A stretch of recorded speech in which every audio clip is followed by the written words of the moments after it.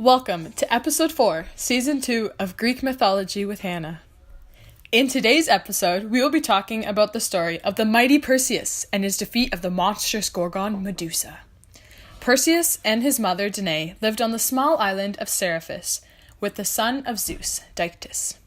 Dictys' brother Polydectes is the king of the island, and he was completely in love with Danae. Polydectes is worried that Perseus will interfere with him marrying Danae.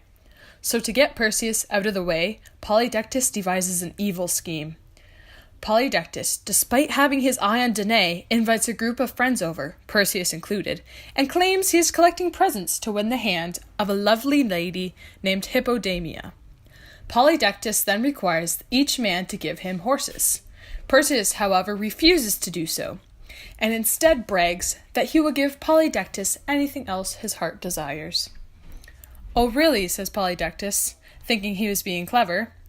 "If you are as brave as you say you are, bring me the head of a Gorgon."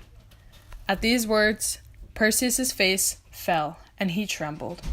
The Gorgons were three-headed monstrous sisters, with devilish snakes for hair, hands of bronze, and wings and tusks.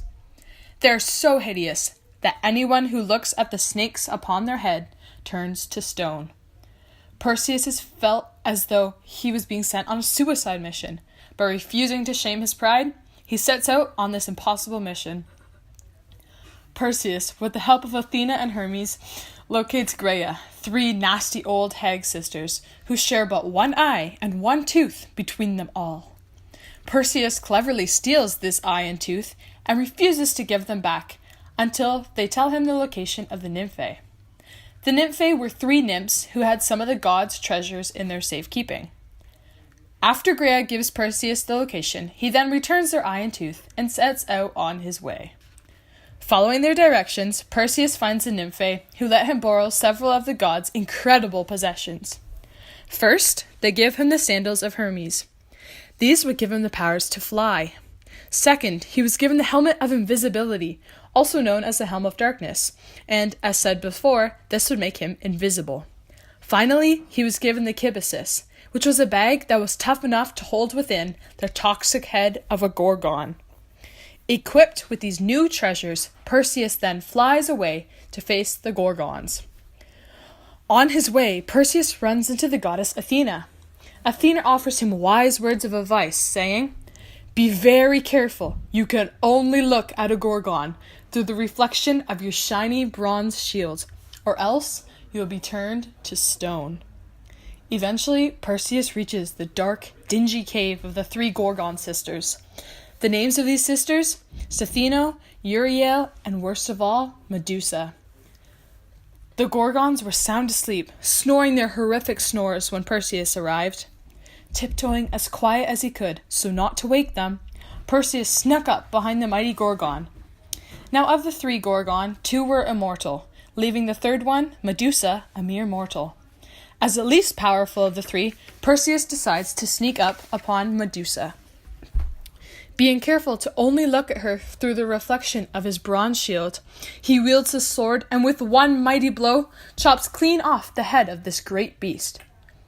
As Medusa's head flies off her body, Pegasus, the winged horse, and Chrysaor, a giant with a golden sword, jump out of her neck.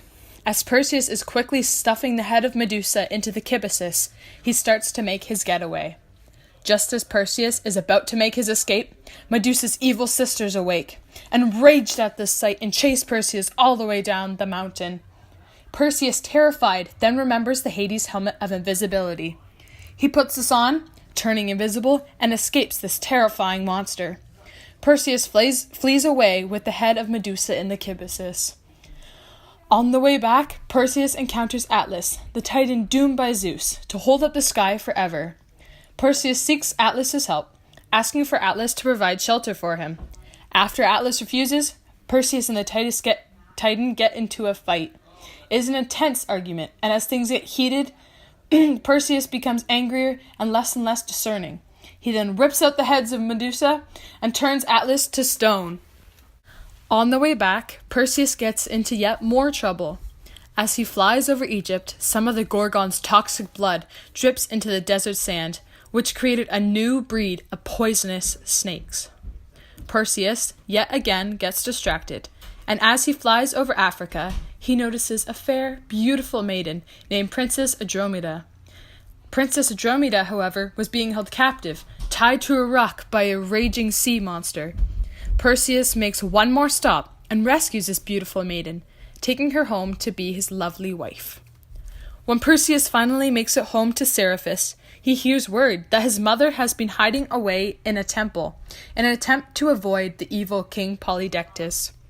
Perseus, angered at this fact, marches up to Polydectes' palace and demands to see the king. Polydectes is beyond surprised to see Perseus here, let alone even alive, and quickly he asks Perseus for the head of Medusa. Perseus, thinking wisely, whips out the head of the Gorgon, and immediately Polydectes and company are turned to stone. Perseus, now quite content after his second great success, brings his mother home to safety. He then returns the treasures he borrowed from the gods to the Nymphae, and out of gratitude to Athena, he gives her Medusa's head. Perseus, now content with the way things turned out, lives happily ever after with his wife Andromeda. And that's all for the story of Perseus and Medusa. We see that this myth reveals several things about Greek culture, though. First, there was a multitude of gods and goddesses in the polytheistic Mediterranean world. In the Greek world, each city or state had a particular patron deity. The god might have been the same as the neighboring city, but cultic observances might be different, or each city might worship a different aspect of the same god. People were dependent on the gifts they thought they received from the gods, and they also thought that their behaviors then influenced this. Perseus and Medusa is one of the earliest and perhaps greatest Greek myths there is. Oral and poetic storytelling was very important in ancient Greece, and many of the legendary heroes had a god for one of their parents, giving them the possibility of superpowers, or in some cases, evil powers. We see this in Medusa. Medusa in this story is portrayed as this hideous monster, yet strangely enough remains the only one of the three Gorgon who is still immortal. Reason for this? Reading further into it, we learn that this isn't who she once was. They say she used to be a beautiful maiden and served the goddess Athena. However, she was seduced by Poseidon, god of the sea, in Athena's temple. Athena was so completely outraged by this that she turned Medusa's beautiful ringlets into writhing serpents, and her lovely looks into a hideous face that turned anyone who looked upon it into stone.